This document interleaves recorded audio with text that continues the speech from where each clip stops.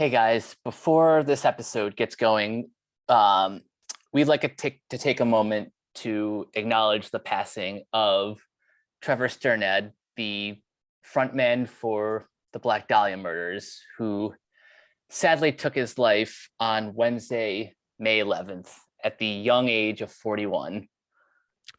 R.I.P. Trevor, we miss you. Go listen to every Black Dahlia murder album. They're awesome. He was an ambassador for heavy music, and he is missed already. Indeed. With that being said, what's going on, guys? Welcome back to another episode of Renegade Jukebox on the Renegade Pop Culture Podcast Network. My name is Mike. I'll be your host for this evening. Joining me, as always, is the Saiyan death metal god, Nick. Hey, guys. Good to be back.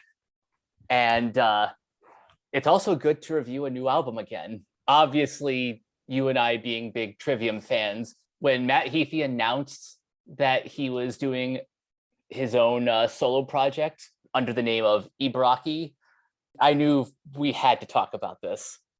Well, I've known he's been working on this since at least like 2012 or 2013 at least. Like, this has been in the works for years. I think in his bio, he mentioned like around 2009. That's when he was kind of thinking about the ideas for the project, because apparently he's been a pretty big fan of black metal, and of course one of the producers of this record is Isan. Yeah, Ishan is, for those horrifically uninformed, frontman for arguably the best black metal band of all time, Emperor. They're my personal favorite, more traditional black metal band, but, you know, kind of more on the symphonic side of things. Made some of the best proggy styled black metal in like the past 10, 12 years at this rate.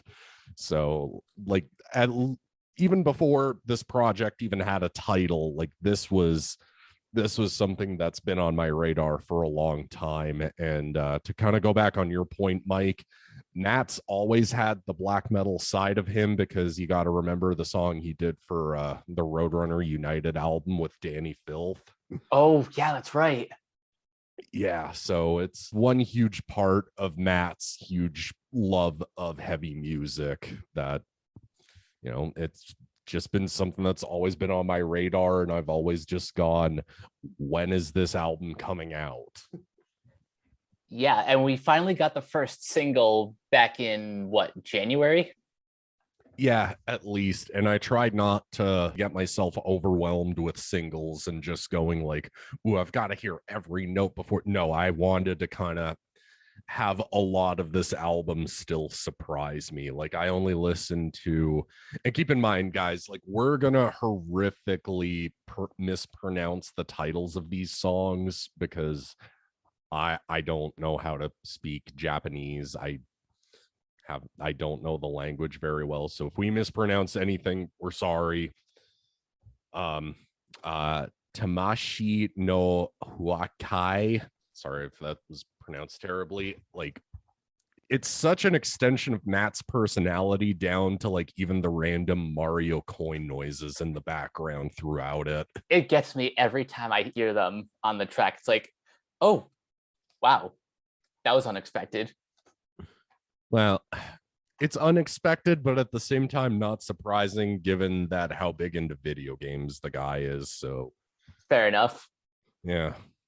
Actually, I was just thinking about this right before we started recording, because I had to go back and listen to it again. Is it just me, or is In the Court of the Dragon kind of like the perfect segue into Rashomon? Actually, yeah.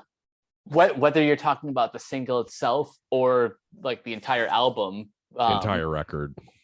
Yeah, you can hear it in like the way the guitar parts are written, in Alex's drumming.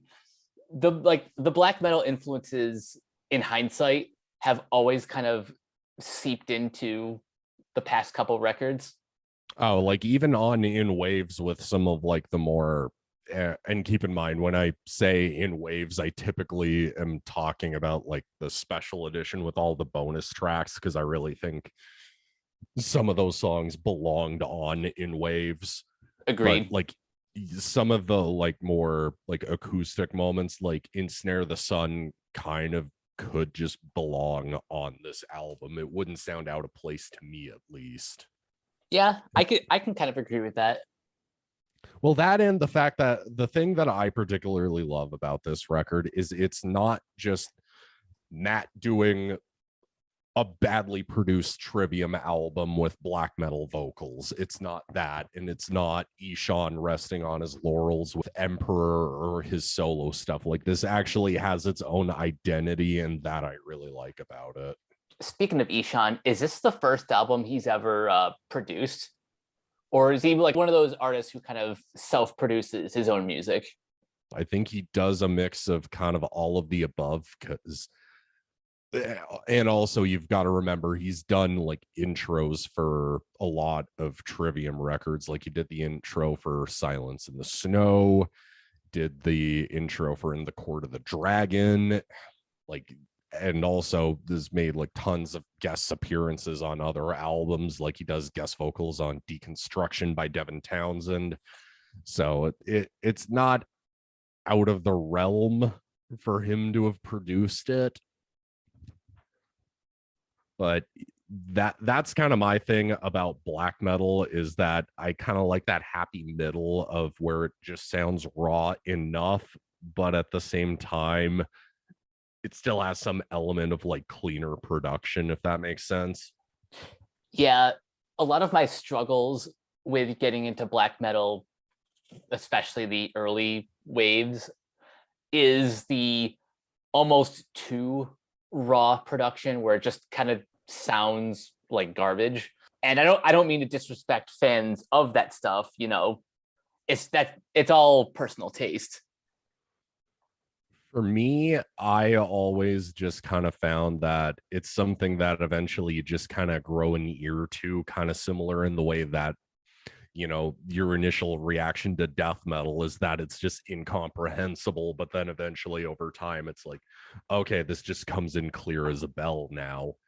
And for me, I never start somebody out with like Dark Throne or Mayhem, or even necessarily like just jump for Dimmu Borgir and Cradle of Filth. I'm always just kind of like, okay, what's the happy middle? And I kind of feel like Emperor and Ishan's solo stuff, it is like that happy middle. Same thing with Satyricon, with their more, especially with their stuff after Nemesis Divina. Like, that's the kind of stuff I would suggest to people to get hook them on more like old school black metal. Fair enough. And maybe one of these days we'll actually do a full fleshed out, well, I don't want to steal Crash's series, but we'll call it the Crash Course in a particular genre. I would actually say just do a top five, like a top five to get somebody hooked into it. All right, so we'll call that the starter pack. But Yeah. getting back to the record, one thing that kind of threw me was the two bookend tracks. The first one I think is Hakanaki Hitsuzin and Kaizoku.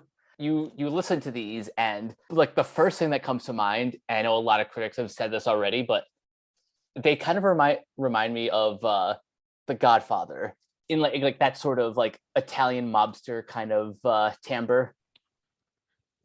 The thing for me is that I kind of was going in expecting a lot of more weirder and more out there instrumentation, because even I think as far back as 2013, Matt said that he didn't want to just have this sound like another black metal band, that he wanted it to have more like weird out there instrumentation, more kind of along the lines of not the Swedish Shining, the Norwegian Shining. You got to be specific when talking about those bands just because they have the same name, but you wanted to do something that was completely different and more kind of out there and experimental, which, yes, this does have the more prog stuff from Ishan's solo stuff thrown into the mix, but at the same time, again, it just has its own identity to it, to where it's just not a derivative of In the Night Side Eclipse or Eremita.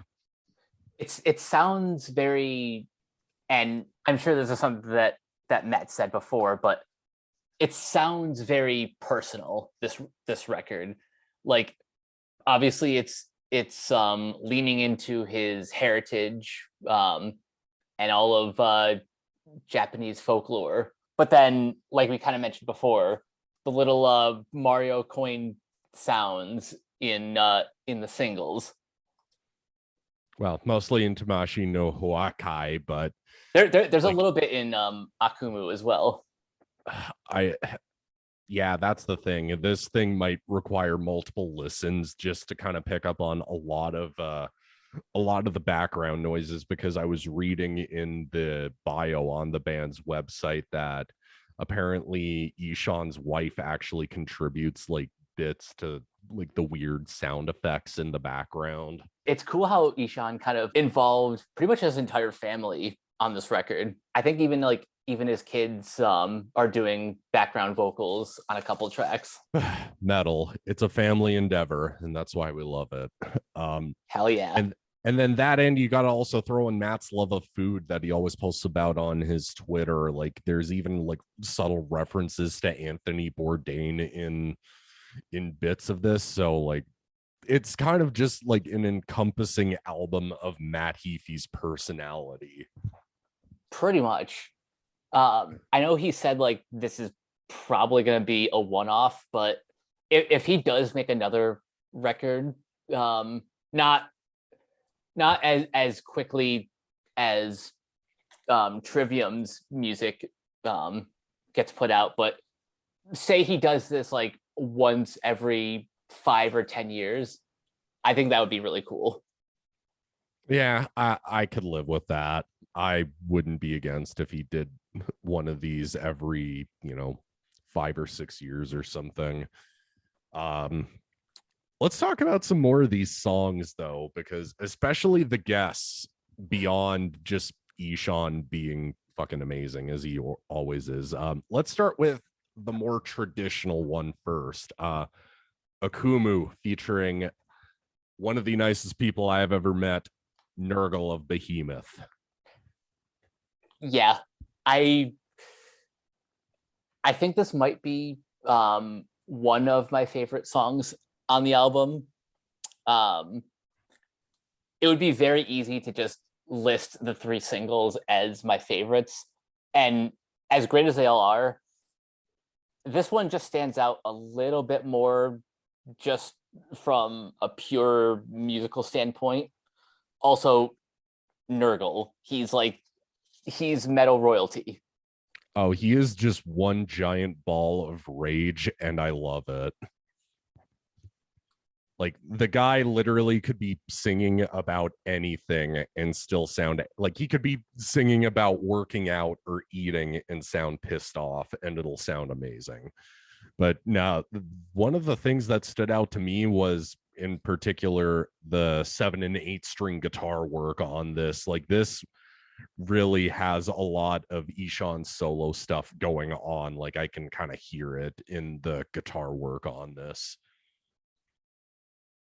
Oh yeah, yeah. You can hear a lot of Ishan's influence on this track. Well, as it should, but yeah, in like that in particular, just it kind of has that groove of his more recent solo records. And for me, just it doesn't sound derivative of a Trivium album is kind of my thing. It doesn't, and even though that pretty much all of Trivium shows up on the album in some capacity, it never just feels like, oh, it's just another Trivium album with a different name attached to it. I wish they had there was a more like comprehensive breakdown of like the personnel on each track, because I'd like to get a little bit more in the weeds of how this album was made, but I can at least tell Alex Bent's contributions, because he has a very particular drum style. And you can even hear when Paulo shows up with the more prominent bass that he's had on the recent albums. Oh yeah. Like you can even kind of hear like how on Feast of Fire he does that nice little tap section towards the end of the song. You can hear little bits of that sprinkled throughout the record. That's cool how even though this is a solo project, he still pretty much got help from his friends. Metal. It's also a childhood friend affair. So let's get into a guest appearance that is timely. Also, you would not expect it to show up on an album like this. Yeah, so on the track Ronin,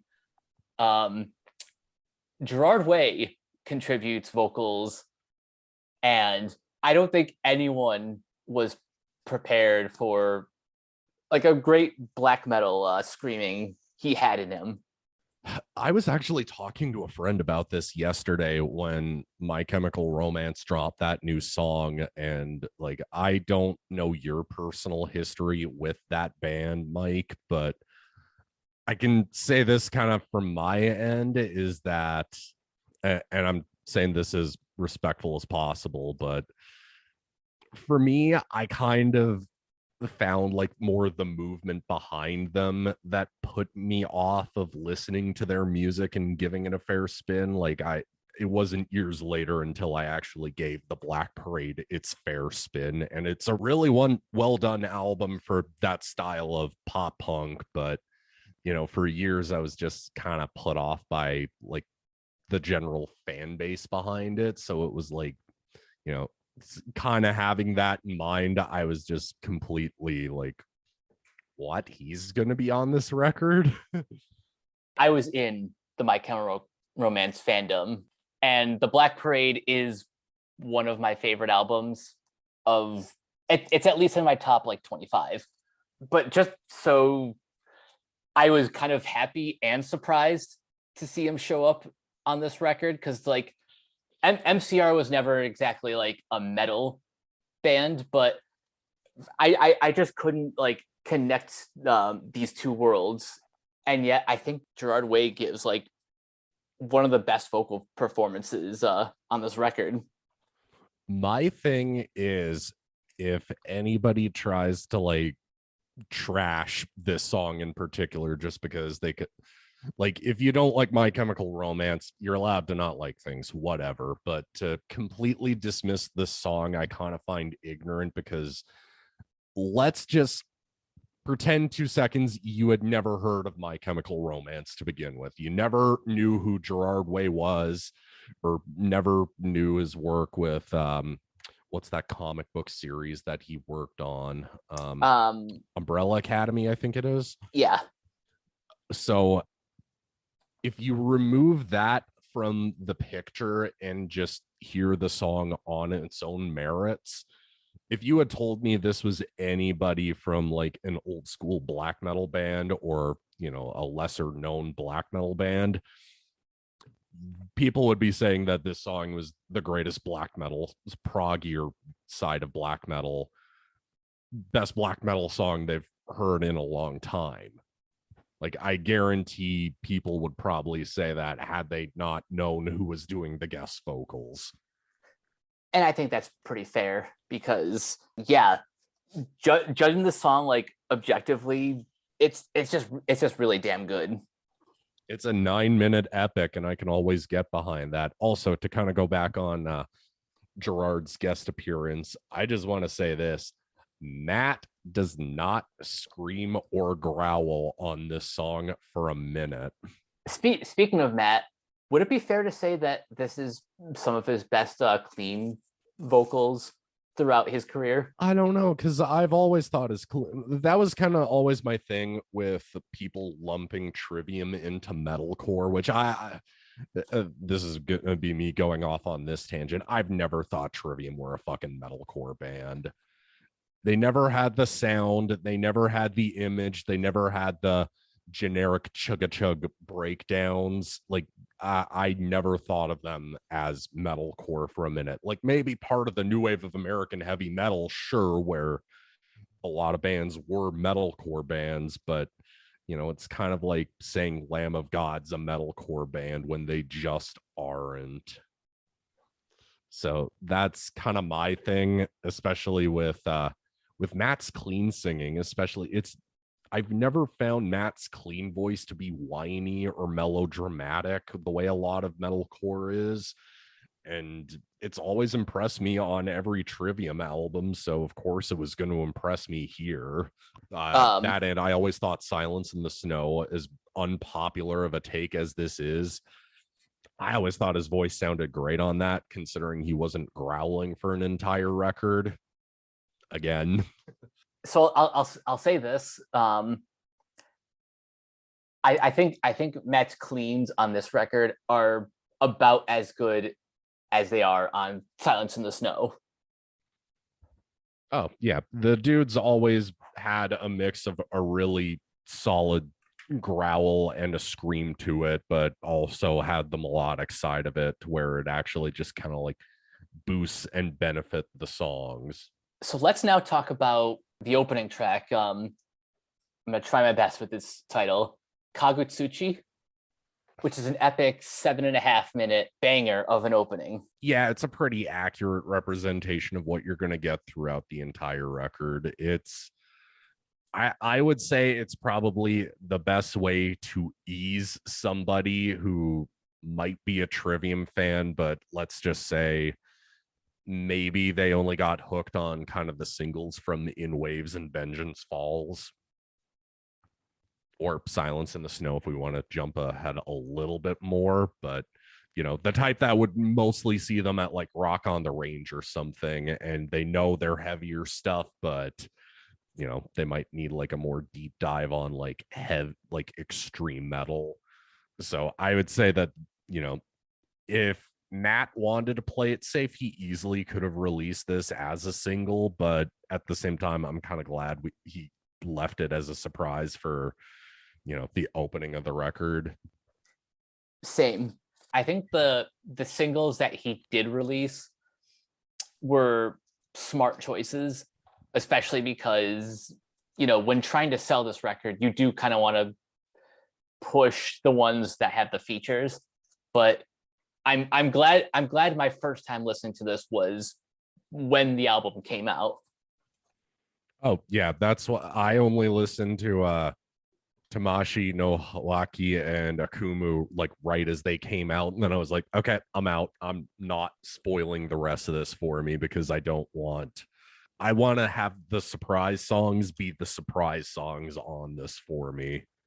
That and let's jump in on some of these riffs, because a lot of these, oh my god, these are ridiculously heavy, but also in a lot of places, on my first listen, I was just kind of listening to it while I was going out of town for something, and like my initial listen was just, okay, yeah, I'm jamming on these songs, I'm really digging them. But then I believe it was the closest thing that we have to a title track, I'm probably going to mispronounce it, but Ibaraki-RPC, that I noticed there was like some more like up on the higher notes on the guitars, like subtly in the background, that I was really digging. Oh yeah. And there's a lot more quieter moments on that track too. Yeah, that's my other thing too with this record, is that there's plenty of like more quieter moments on it, but not to where it just feels like the heaviness just comes to an absolute halt.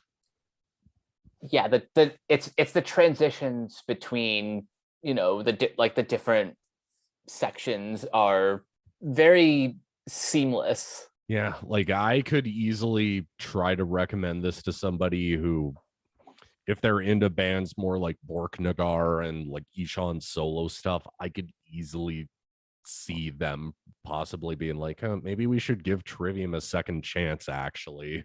I think this album is kind of like the perfect bridge between fans from like the two different directions. Like if you're a Trivium fan who hasn't really dipped their toe into the extreme side of metal, this is like a good entry point.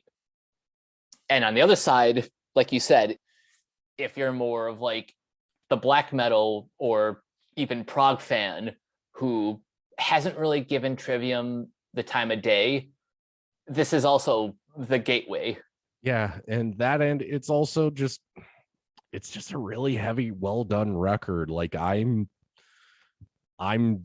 definitely glad I pre-ordered this and got the vinyl, so that way I can actually let you know who does a lot of like who in Trivium that is does like a lot of like the aside stuff in the background, like when Corey or Paulo show up.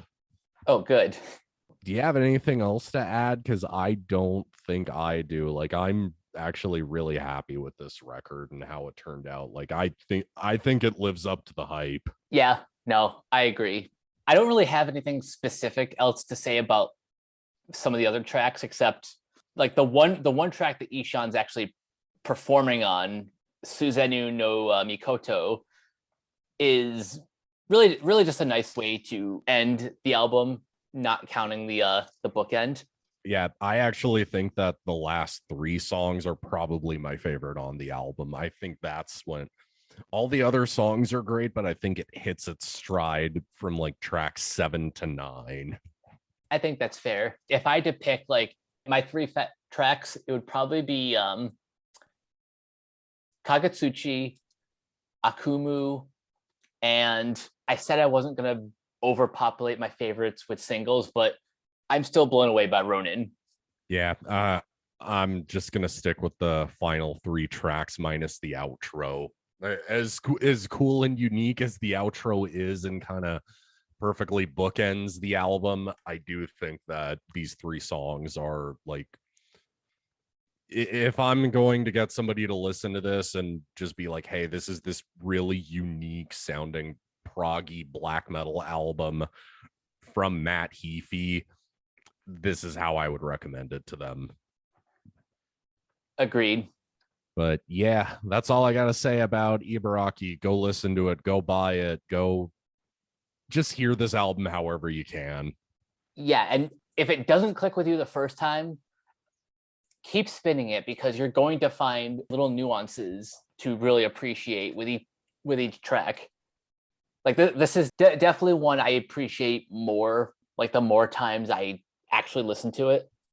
Yeah, like even just jamming it for the second time today, like I'm typically one of those types that I'm like, if I hear an album once, I kind of form my general opinion of it that way.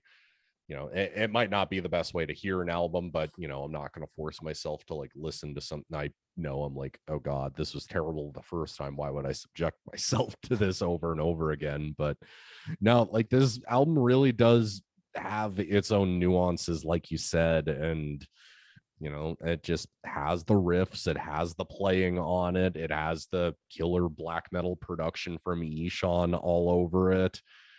It's a really well done album, and I hope Matt does something more in this style. And again, I really do think that this was kind of like the perfect transition from going from What the Dead Men Say to In the Court of the Dragon to this, which I just realized thinking about this, we've basically gotten music from Matt Heafy like 2-3 years in a row now. Wow. Yeah, when you think about it, you're right. And part of that might be because of the pandemic, like because the world shut down for a few years, the band had all this time to just live in the studio. But still, we're like, we Trivium fans are spoiled with 2 new albums plus this. It's a good time to be a Trivium fan. Definitely. Yeah, so again, go listen to this, it fucking rules. Hell yeah. Next time, we've got a fun episode planned for next time, but until then, it wasn't fun behind the scenes, let's just put it that way. for some of what we had to listen to, yeah, but more on that later. For now, Nick, where can everyone find you online? Super Saiyan Death Metal God on Instagram. I actively post movies and video games and album covers and lately concerts because I've been going to those again because COVID is not over, but mostly over. But yeah. And also, I mod for Catherine Isabel from Ginger Snaps and American Mary on Twitch. So some come say hi. And you guys can find me on Twitter at Captain K42. You can check out my quick thoughts on letterbox.com/Coach K42. And you can find me in all the various Facebook groups just at my name. You can check out Renegade Pop Culture on Facebook and Twitter at Ren Pop Culture. You can also find us on Podchaser, listen to all of our podcasts on Anchor, Spotify, Apple Podcasts, etc. And last but not least, everything can be found at renegadepopculture.com. Need an escape? So do we. That'll do it for this episode of Renegade Jukebox. We will catch you guys later. Peace.